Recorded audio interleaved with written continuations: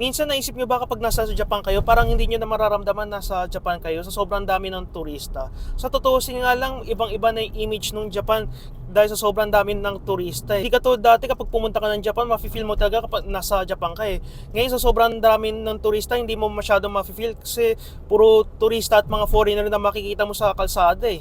Katulad sa ang nangyayari ngayon sa Kyoto, masyadong marami ng tawag dito, mga foreigner at masyadong maraming turista.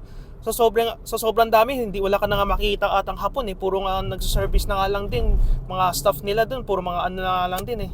Mga foreigners na staff eh.